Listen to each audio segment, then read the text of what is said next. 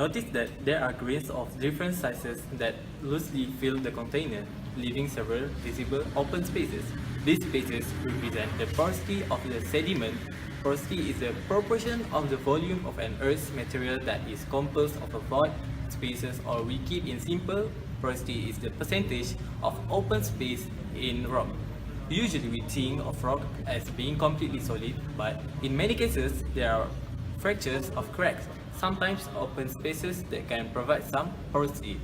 In our group, we have done a brief experiment to determine the proportion of space in different types of soil, which are gravel, sand, and clay occupied by porosity. Demonstration of how we determine the porosity calculation of sand will be shown. In our experiment, the apparatus and material that we use are 200 ml beaker, 100 ml measuring cylinder, 200 ml gravel, 200 ml sand, and 200 ml clay. First, we will fill a beaker with 100 ml of gravel and a measuring cylinder with 100 ml of water. Then, we slowly and carefully pour the water into the beaker until the water just reaches the top of gravel.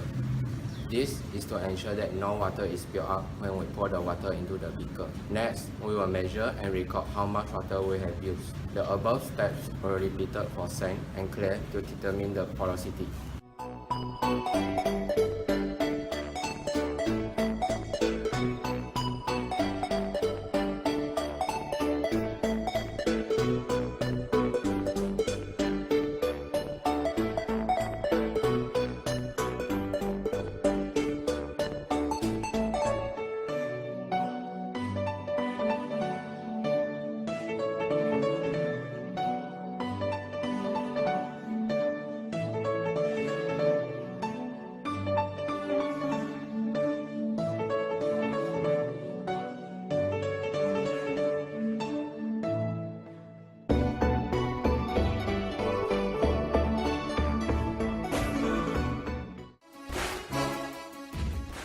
Now, let us proceed to the tabulation of data. The amount of water added to the sample is calculated by subtracting the original amount of water in measuring cylinder, which is 100 ml, by the amount of water left in the measuring cylinder.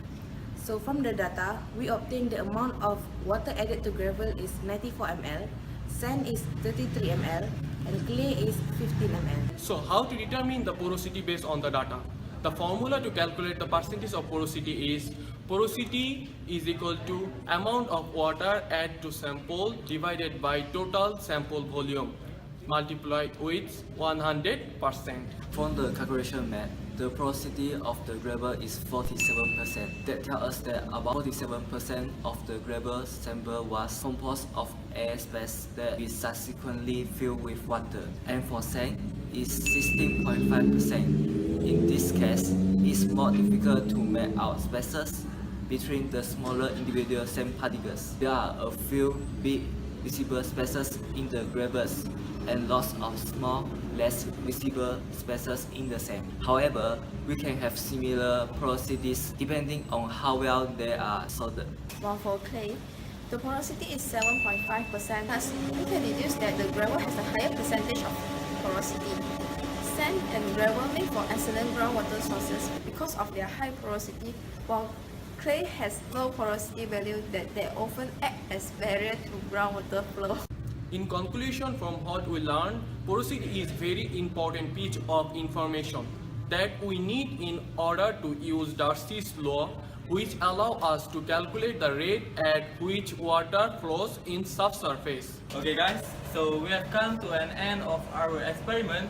So we hope you guys understand about our experiment and see you again next time.